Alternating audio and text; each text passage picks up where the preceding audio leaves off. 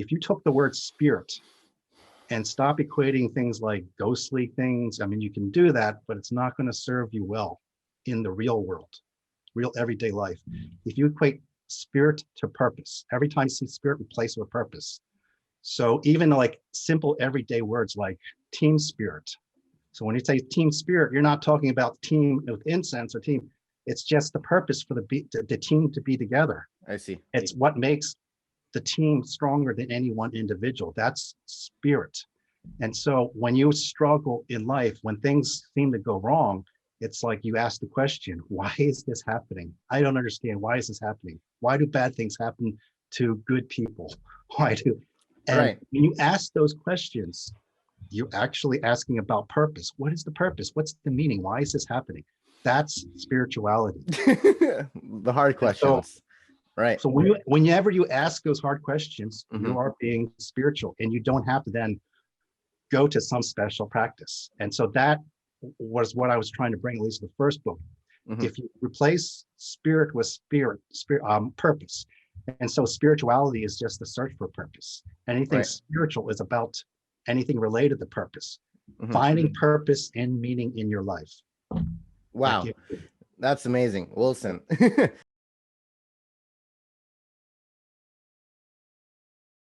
Amazing. Wow. Episode 239 of A2 the Show. 239 days we've been doing this. Now, yes, exactly. It deserves an applause. And we have our guest, Mr. WakunDaMa. Actually, my name is Wilson. Yes. But I usually also refer to myself as WakunDaMa. That's my spiritual name that I gave myself. Why? But, why? Okay. Yeah. Why? Okay. Let's get into that.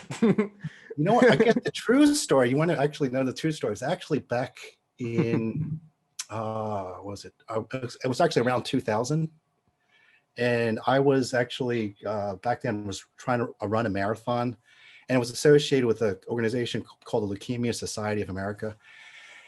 And I wanted to come up with this great t-shirt design. So I don't know, for some reason, I started to research like what would be meaningful to me. And so since I was running, I looked for these symbols that maybe from Native American culture, Celtic culture, that might resonate with that. So if you ever actually look in my Instagram profile, you'll see something that it kind of looks like that. Okay. Whoa, you have the symbol. I was gonna pull up, but you have it. WakunDaMa. Yeah. So what is that? What are we looking at? When I created the little symbols, this one here, that's my Chinese character Ma. And I was born in the year of the horse. So my father actually wrote that. So I digitized that. Then this one is just a running man. And then this one is a spiral just symbolizing spiritual journey. And then I put a little halo of the running man, just symbolizing that I'm on this spiritual journey. Yes. So I'm a horse that is running towards or seeking to be of the great spirit. Now, what I did is I researched in Native American culture. And I think it was in Lakota Indian, they had Wakun being great spirit. So, and Ma is horse. So that's here. And I put just a little dot in between. So horse that seeks to be of the great spirit. So, oh, wow. So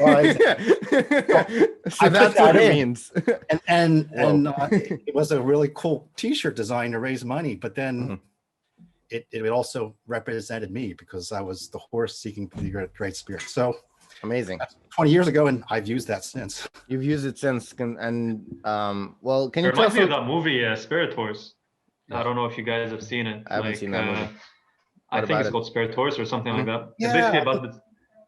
It's like a Disney movie or something like that, or I don't. Yeah. It's like it's an old movie, a Disney movie, where it's about this horse, that like it also goes through his own journey where he goes into captivity and then escapes many times and like just tries to get back to his pack, falls in love, and many things. Spirits telling the Cimmerian, the horse, a great Disney movie. That's true. Yeah, it's true.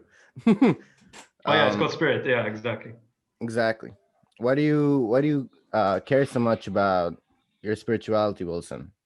So one of the things, and actually, the other thing that I actually started doing again about 20 years ago was writing a book on spirituality. And actually it came from because I was actually in a really dark, bad place in my life.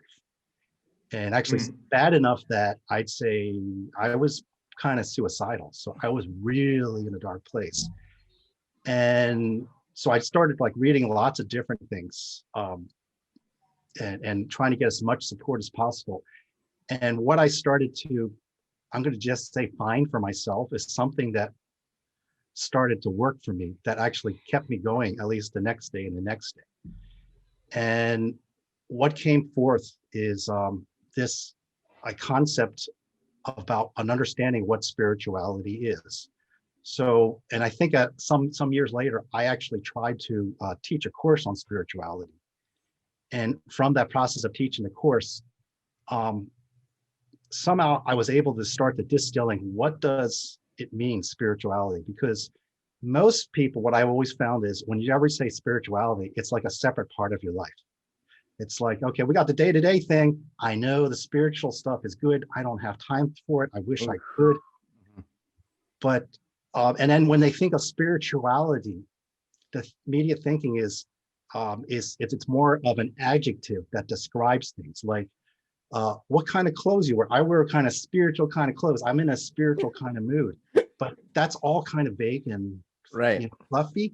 So ultimately, I was driven to write this first book, and in the title I chose was called Spirituality for Real. I mean, so for real, and I said beyond the incense and meditation, beyond all the fuzzy stuff, beyond the mystery around there. And ultimately, what I came to understand is it would help is if you took the word spirit and stop equating things like ghostly things. I mean, you can do that, but it's not going to serve you well in the real world, real everyday life. If you equate spirit to purpose, every time you see spirit, replace it with purpose. So even like simple everyday words like team spirit. So when you say team spirit, you're not talking about team with incense or team. It's just the purpose for the team to be together. I see. It's what makes the team stronger than any one individual. That's spirit. And so when you struggle in life, when things seem to go wrong, it's like you ask the question, why is this happening? I don't understand. Why is this happening? Why do bad things happen to good people? Why do? And when you ask those questions, you're actually asking about purpose. What is the purpose? What's the meaning? Why is this happening? That's spirituality. The hard questions. So whenever you ask those hard questions, you are being spiritual, and you don't have to then go to some special practice. And so that was what I was trying to bring, at least in the first book. If you replace spirit with purpose, and so spirituality is just the search for purpose. Anything spiritual is about anything related to purpose, finding purpose and meaning in your life. Wow. That's amazing. Wilson, here's what I want to know. Are there people who have stronger spirits than others, or is that through learning? How does one love and become more passionate about life? So what I would say is this, it just comes through, I guess, wherever you are in life, just honestly engaging with your feelings, going to those places where you're scared, you're uncomfortable, going towards that, and going towards it, especially because there's a sense of going towards it, and if it scares you, you might get aggressive and fight it, but when you aggressive and fight it, you actually running away from it too on the inside. If you can actually start to like look with curiosity of what scares you and just look at it, it's like, oh my God, I'm scared. What is it that is scaring me? That is then deepening your spirituality. And on the journey to like attaining spirituality or whatever kind of path that someone takes, like what kind of methodology do people usually take, or approach do you have? Yeah, so again, that's why I want to clarify again, because once you talk about attaining spirituality or methodology to spirituality, that almost now makes it look like, oh, spirituality, that's that separate thing which you hold up higher. And like, well, what steps do you need to do to get there? So, because I get a lot of questions on, mostly on Instagram, through DMs, like, what do I do to get more spiritual? And what I'm trying to encourage people to do is it's very simple. Just start focusing on those questions. Why is this happening? What the focus on those things that bother you, that trouble you, that's where you're going to. And if you ask questions, why is this happening? Then you will become more spiritual as you more and more you ask. And if somebody tells you, well, this is the reason why, and it doesn't quite, question it. Keep on questioning it. As long as you keep pursuing that, you are being spiritual. Keep pursuing it. Keep questioning. Keep asking why. Amazing. Wilson, I want to get a little deeper. I want to know about, there are many things in life that frighten us. All right. Yeah. You're saying that fear only enriches your spirituality, right? If you're scared of something, that makes you more spiritual or something. How do you deal if you're scared of something? What do you do? Yeah. Okay. So let's see. So I want to just try one thing of modifying our language here. So it's like, how do we, when you say become more spiritual? So the question is, how do we become more into knowing what our purpose is? Okay. Okay. So then you're trying to find what the meaning of me in my life. Why are these things happening, and what's happening in me? So when something is scary, you feel scared. I think one thing is just to be curious. Why is it that I'm scared? And then I'll even go in further. It's like, what is the lesson in here? There generally, whenever there's something really scary, then there's a really powerful lesson in there.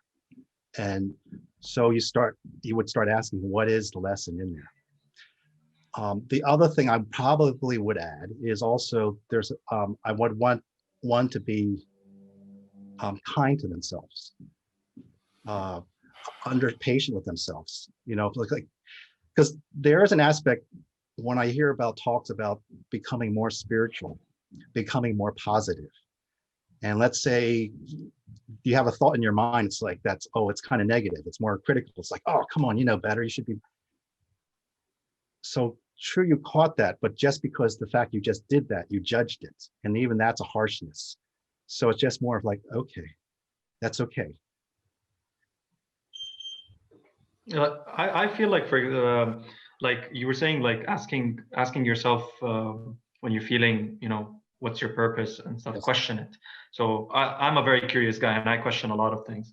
And so mainly there's like the questions of what, how, when, who, where, what, and why. I feel like why is the most powerful one to use. And but the thing is, sometimes the why can be used badly, and I see it a lot in parenthood, for example. So let's say a kid does something wrong, the parent just comes in and is like, why'd you do this? Like, that doesn't really solve the issue. It's like, because it doesn't make it better for the child himself or herself.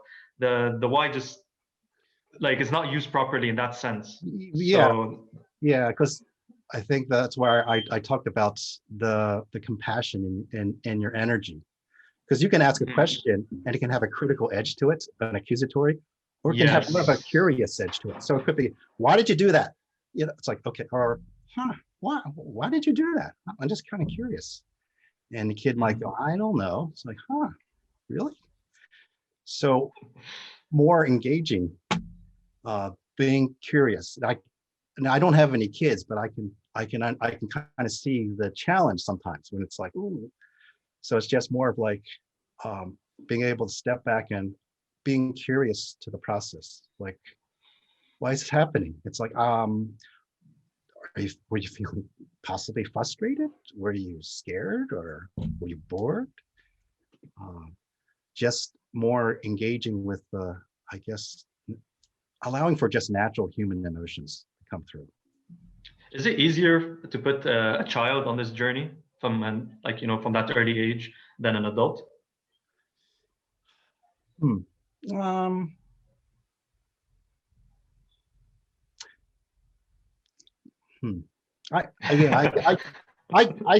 just trying to think. I guess I'm trying not to be so just immediately judgmental about that. But I guess the longer you've been there and gone through experiences, And the more you formed your vision of how things work in this world, I would tend to think it tends to be harder for you to shift out of that. If you're as the child just being in this on earth, the fewer years you have, I think the fewer biases that you have in place, the more flexible you are. So I would tend to think it would be easier for you to seek the question, like, why is this happening? And not immediately jump in with the answer. This is why. To be allowed. That's true. And to be allowed to ask the question, and not necessarily and sit in the discomfort of the answer not coming right away.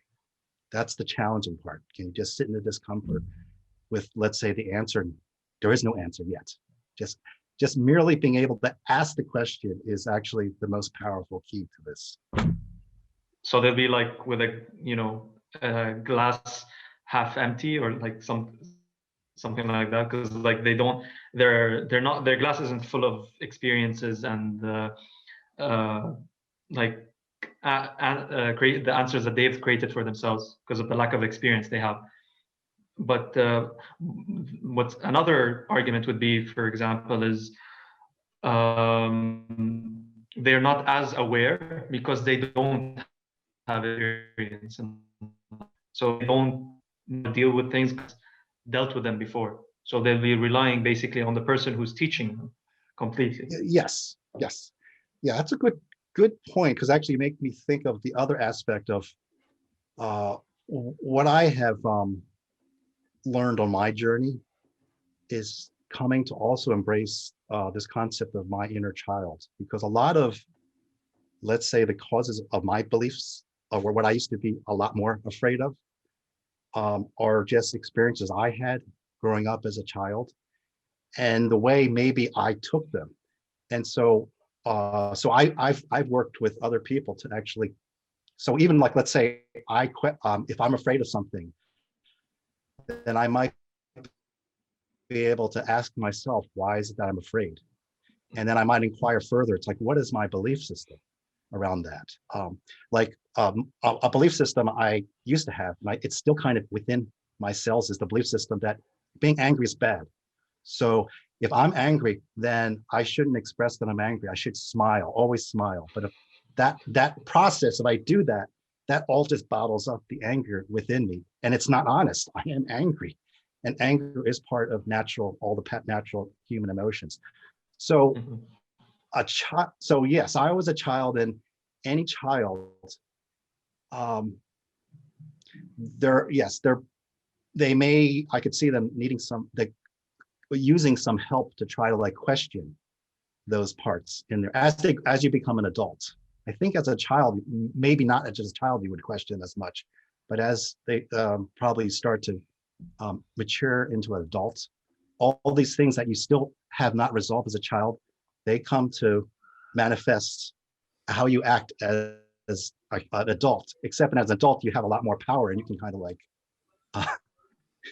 right. You can blame other people. Yeah, that's something I notice a lot. Yeah. Let's say there is an issue in life, right? There's something you're scared of, and there is someone to blame. What do you do? Do you usually like blame someone else, or do you take the blame for yourself and blame everything on yourself? Neither. What do you do? I go to the so maybe, what I should back up with is just in terms of maybe some aspects of my spiritual belief, the purpose of this life, how it works. So one is I approach life now that everything has purpose, that how we are at any particular point in time, we attract things to ourselves. But whatever we attract always will be what we need in order to complete or satisfy our purpose in life. So, and a lot of these things that we attract may feel uncomfortable. In fact, may feel downright scary, and we will not like at all. But in the end, all of these are gifts for they're there to help us grow. Help us grow. Mm-hmm. And so scary thing comes to me. It's not blame. It's like, it's more curious. It's like, why am I scared? And also, if there's an aspect of whoever it is, I might think, oh, that's the person that's scaring me. I might then start to see, okay, what is the lesson here for me? Right. What is the lesson? Not necessarily specifically what that person is trying to convey to me, but what the whole situation where that person is yelling at me. What is the lesson for me that can allow me to grow from this place where I feel scared? Because in the end, the actual act of feeling scared, it's actually up to me. It's the internal. I mean, the yelling comes to me and it gets to my brain, and then my brain starts to try to interpret what to do with that. And some part of me says, run for your life. It's like, why do you want to run for your life? I don't really, I just feel like it. So questioning that, then getting inside that, then I start to more and more examine what's the lesson in there. And some of the lessons might be some childhood longing, some need. Maybe it's like, I could try to think. So what might be an example? Somebody's yelling at me. If they yell at me, I might get in trouble. If I get in trouble, I don't know, I'll get kicked out. And if I get kicked out, I'll be left alone. And I'll be left alone, then nobody will ever care for me. I'll be ignored. And then there's sadness. And it's like, so, and I'm trying to think. So in that situation, it might be, I just really wanted a sense, ultimately, to express who I am, but I didn't want anybody to yell at me, because maybe as a child, I just behaved in a certain way and somebody didn't like that. I had no idea why they did that. They yelled at me.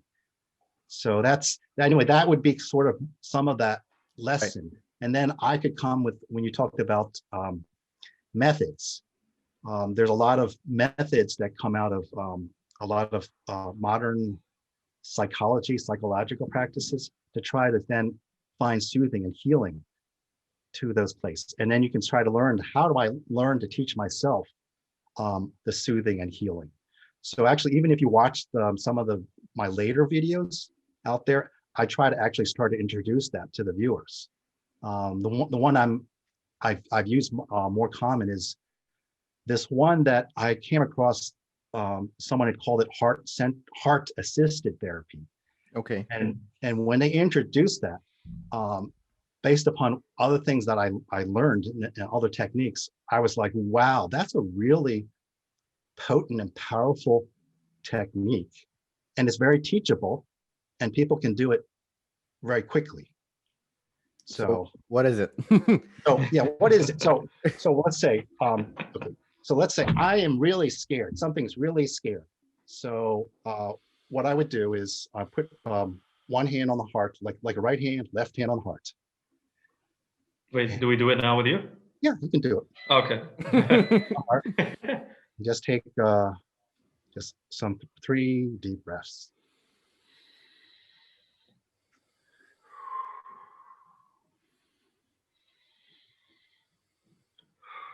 So something is really scary. And then, in fact, actually what would help is if you can think of that situation that really scares you.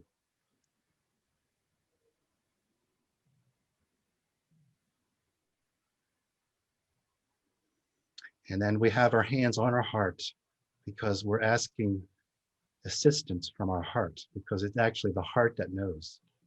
And then we would say, I'll say the statement first, and you can follow along with me. So it would be, deep in my heart, I love and accept myself, even though I'm scared. Deep in my heart, I love and accept myself. Even though I'm scared. Even though I'm scared. And just breathe.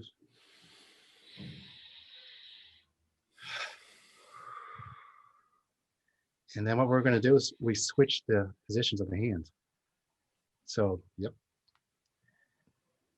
So the other hand's on your heart and the other one's on top of the other hand.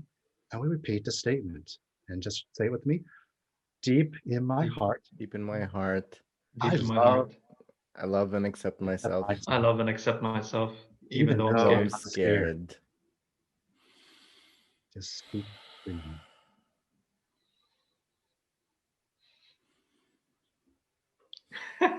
And then one more time, switch hands. Oh, okay. And then And then we just repeat again. Deep in my Deep in my heart, heart, Deep in my heart, I love and love and accept accept myself, love and accept myself, even even though though even I'm though I'm scared.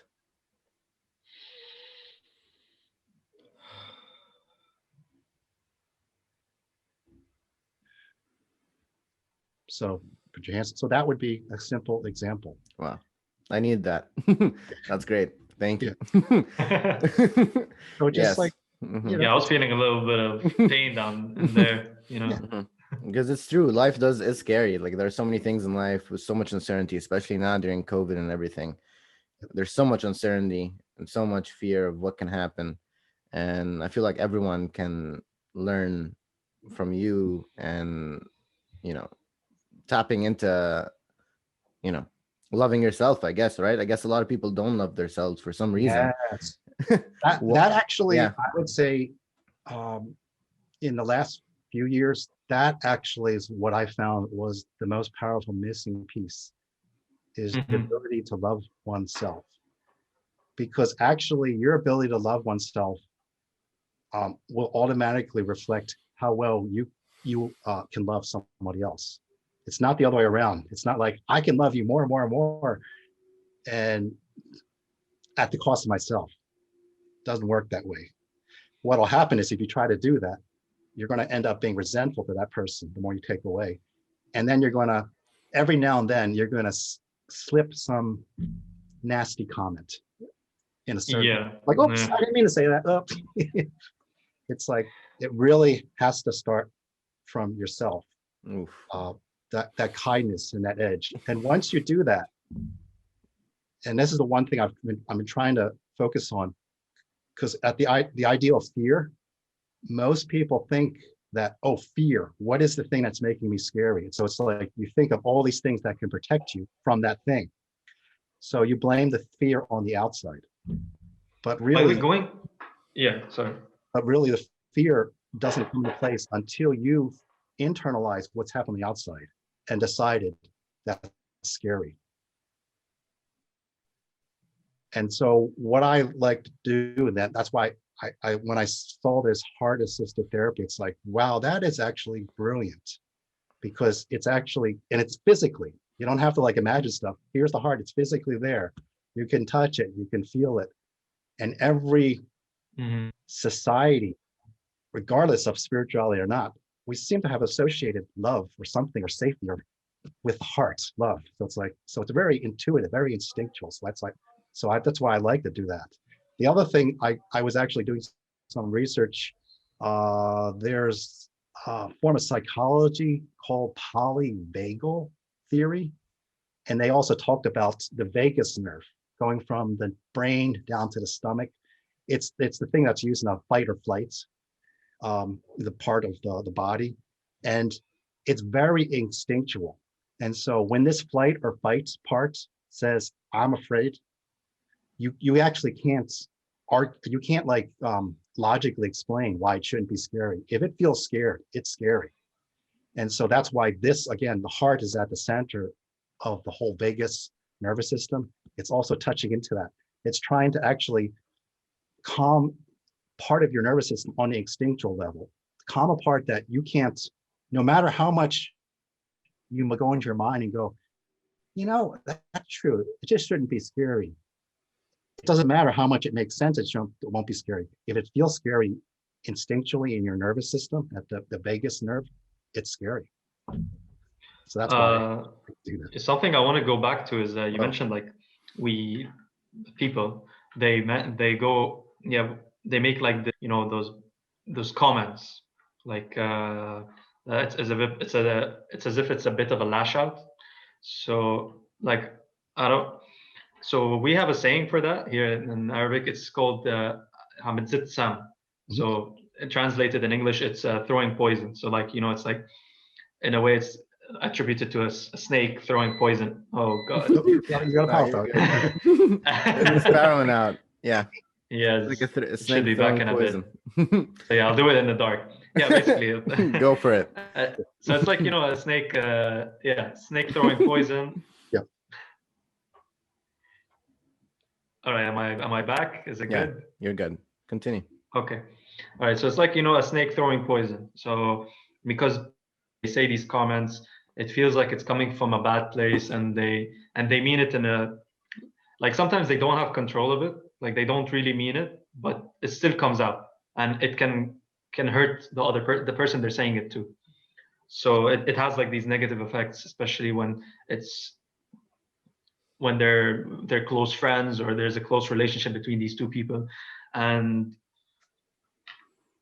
these kind of comments, like, I feel like they're super common amongst all people, and people just don't know how to control themselves when it comes to it. The words just come out, it's like maybe they're just building it up.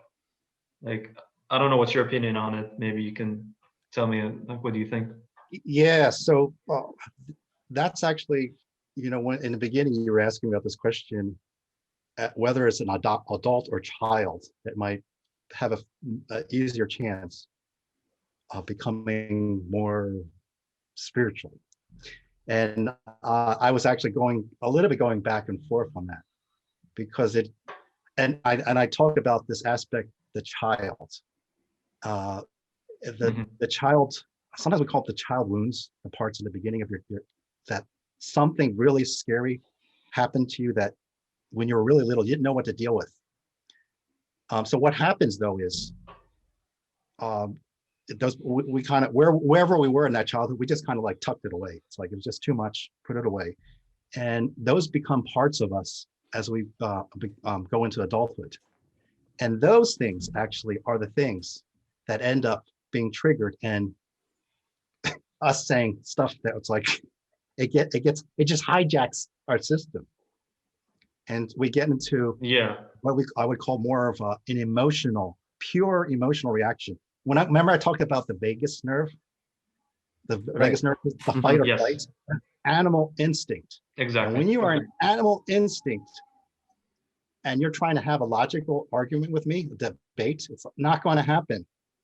I'm going to come up with whatever words that I need to say that you're bad, I'm good, you're bad, you're evil. And so, where does it come from? It comes from those childhood wounds area. And so when I see that, I mean, first of all, when it comes at me, most likely I'm going to be triggered into childhood. It's like, oh my God, the person's bad. He's the worst person in the world.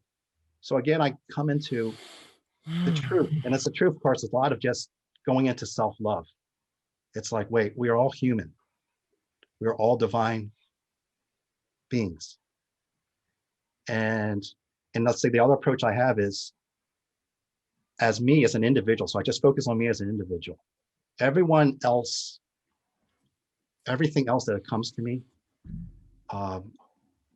they are mirrors of all the things that could be in with me, all the good things, all the bad things, all the things that I wish I could be, and some of the things that's like, oh no way I could be that. But the truth is, we're all humans, and depending upon all the circumstances and situation, we can be any one of those other people. So I'm looking at two of you. So you are the two other people, and so you are mirrors of me. The other thing is also, as you are interacting with me, you are also, I look at it as like, you are my teachers. You are everyone else, my teachers in life. You're coming to me. There's a reason why you decided to come and interview me. And it's like, and for me, it's like, this is probably the first podcast. Well, this is the first podcast I'm on. So there's a little bit of, so there's a little bit, it's like, ooh, geez, I'm a little bit scared. That's but it's like, but I kind of welcome the lesson here. And then there's a part of like, geez, there's two guys. Maybe they're going to team up on me and gang up on me. It's like, but there's an aspect of like heart. Like, wait, they're humans. No, we're peaceful. Yes. Yes. I learned so much. You definitely are a teacher. I learned so much right now because, as I said, there's so much in life that does, worry me, like, specifically. And now that I have this perspective on, I guess it's like a lesson I can learn from and grow from. And it's just all your perspective, right? It's just your attitude towards whatever is coming your way. What else? Exactly. Yes, Wilson, I have a very deep question. I hope you can answer this Yeah. one. Okay. So we're in 2021, right?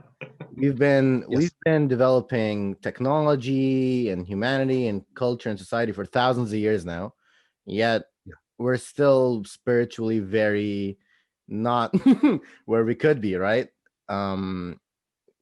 Why hasn't our spirituality developed along with other things? Yes.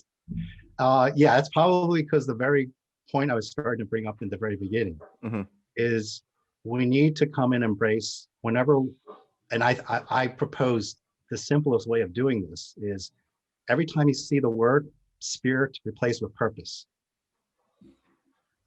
And so then it's no longer, why haven't we become more spiritual? It's like, why haven't we become more interested in our purpose in life?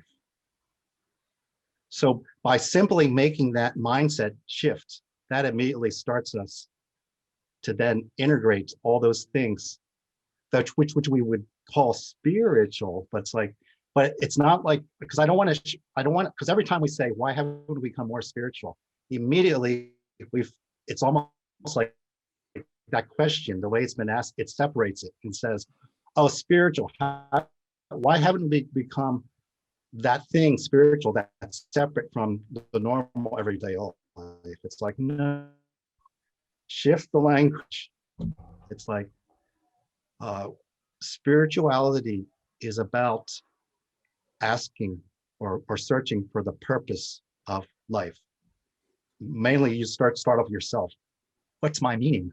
What's my worth? They all come from that purpose, because that's what, as you more and more ask that question and more can find that,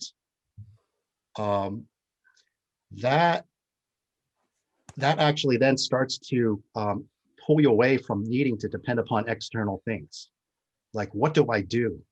What do I need to make? What status do I need to do to become more lovable, to become more likable? I see. What about the people that maybe can't find their purpose, or like they feel like they don't know what their purpose in life is? Like so people usually when they can't find that journey and discover what their or go and start their journey to discover what their purpose is in life, they tend to be suicidal. And I've had a personal friend who was in that situation, but he got out of it. So like, how can they, for example, discover their path? How can they get onto this journey that you were talking about? Especially since we're rephrasing it into your interest in what's it called, in discovering your purpose, then your spirituality. Yeah. So I would say, and it's interesting because I came from the place of suicidal, and it really comes with just opening up and being aware that every time that you are feeling some pain, be aware that that pain is actually becoming because some part of inside of you is criticizing yourself.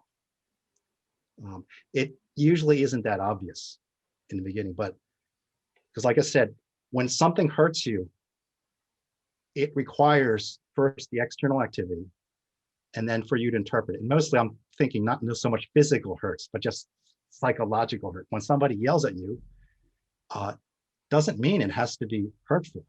I mean, if it's a foreign language, I don't even understand it. Maybe they're saying, super, hooray, we won. If I don't understand it, maybe I could be misinterpreting it. And just, boy, I hate you. It's like, oh my God. That's like, so it requires me to, how I take that in. I lost my train of thought on that one. Yes. People who don't have purpose. Oh yeah, purpose. Yeah. How do you even begin? Because yes. Yeah. So if one were to say truly what the purpose of life is itself, I would just say is just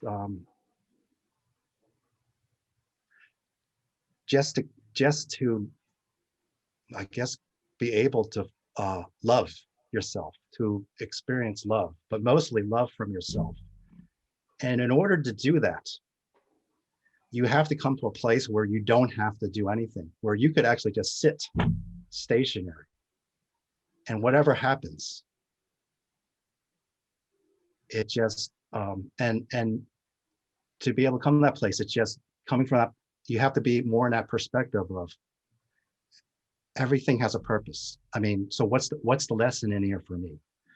And so more and more, so I guess your friend in that situation, it's like, he's feeling, I don't have a purpose. Well, what's the purpose of life? I mean, you're just going to get sick and die. So why not just die now? So that's what this person who's suicidal is.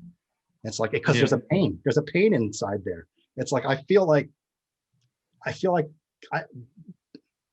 so painful, alive. I feel dead, I guess. So how do we feel that? It's just, so some of that, why that pain is there is because some part of you has just said, I just feel useless. It's probably because some of it, maybe you've compared yourself to somebody else.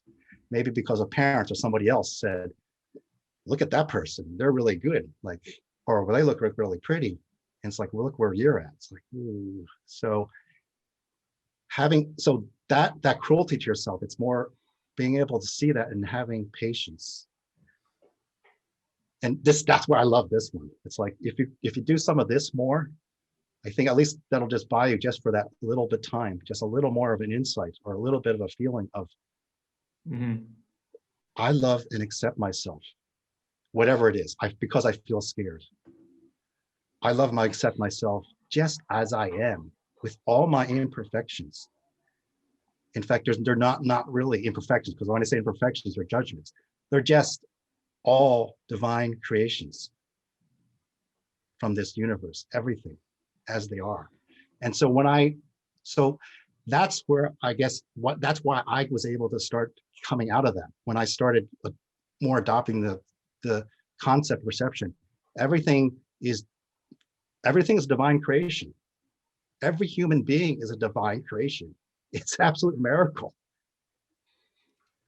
And it's like, right. I'm here. That is true. Absolutely, it's a miracle. It's like, the more I can do that, and it's like, wow, then it's like, when I go into the purpose, it's like, it's not so much like, oh, what's my purpose? Oh, my purpose is to be on a talk show with the A2, and no, but it's a deeper. It's like, without that, it's like, it's almost like a non-verbal purpose. It's just, I feel alive. I feel loved, and I think if all of us, like, I'm just trying to feel the perfect image. You're just in your mother's womb, or you're just out, and you're just totally loved and held.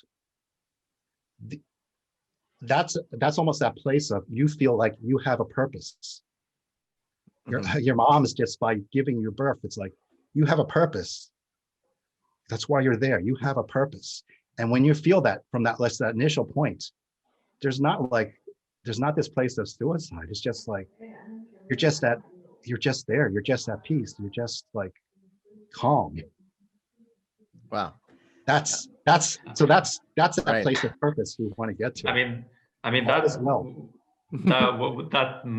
what you just said now should be like the conclusion of the episode. But like, right. there's still something I still need to, because like such a good ending. Yeah, it's such a good ending. But like, there's still one more.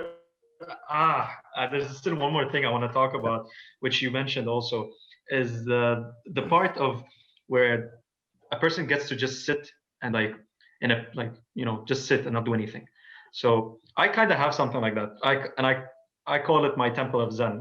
I don't know why I just labeled it. I just labeled it that, like that, because that's how it feels for me. And it's mainly the apartment I live in, and to be more specific, it's the balcony part. So on the balcony, because I live in it's mainly a rural area, so there isn't a lot of people around, and it's very quiet when I sit on the balcony, and at night, specifically at night.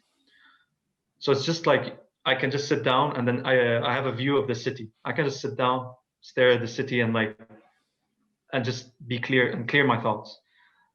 And to be honest, this specific location was a great help for my friend who was going through that phase. He even told me like like this temple of Zen of yours is helped me a lot in my journey. And I feel like everyone needs something like that, you know, just like so that they can go back to it and like relocate themselves in this position that they have where they feel safe and protected, and they can just clear their minds. Yeah, no, I totally agree with you. And I like the fact that you brought up that you're living on a rural area. And that kind of brings to mind being able to go out into nature, out of the city and like and just walking through, that's where I always went when I was really scared. It's like I just take a walk there's some parks nearby where there's just lots of tall trees. And I can stand there and just look around. It's like, and there's a lot of periods of time where there's no other people. And it's just like, wow, I'm just here. And it's just, I can hear the birds. I can hear the leaves rustling, and I can see the sun coming down. And there's that space of, there's nothing to do, just here. And when we're in a place of this terror, there's usually like, time goes fast. It's like, I gotta do this, I gotta do this, and what about this? But when we're in that place in the wooded area, it's like, it's more, the time starts to slow down a bit. It's like you're standing on dirt. It's like there's nothing high tech about dirt. It's just dirt. You're just hearing the leaves rustling. It's just, and even like, I'm trying to think, maybe I'm going off even on a tangent, because I used to do healing work with clients. And that's usually one of the things that I would do, like they were in a state of high stress. As they're sitting in a chair, I would just kind of say, just sit down and just start looking at the various places, the walls in this room. And you might notice there's a crack in the wall there. You might hear some sound outside the window. You might see some sun glinting through the shades. Just feel your feet. Like there's really nothing to do. Like you've got all the time in the world in this place. It's kind of like, I kind of remember like when I was a kid, it just seemed like time was a lot longer. Like if you're really small, and it's like, you just start to play with toys. It's just like, I don't know.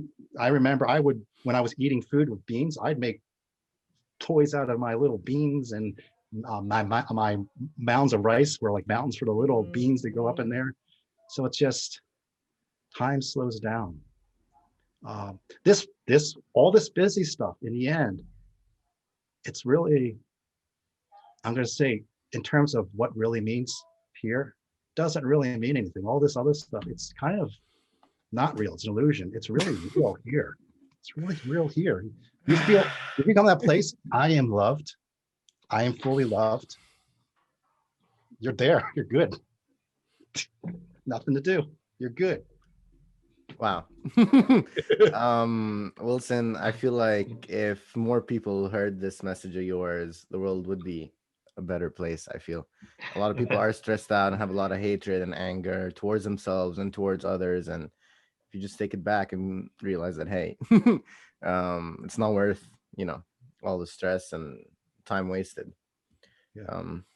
Yeah. Well, that's a wrap up on our time, man. We did great, WakunDaMa. I learned so much inside. Oh my God, this was a great episode. I feel like everyone should watch this episode. We didn't even talk any about my videos too. Oh no, yeah, exactly. Go watch his videos. Literally, it's in link in bio. Literally, check it out. Watch them yourself. Follow along this journey, because sometimes you also get distracted and you just need a reminder of these things. Like you might know these things, but then you get caught up with something, and then you just need to get a reminder. So if you follow WakunDaMa, you'll always have that reminder there. All right. Well, thanks, Wilson. Okay.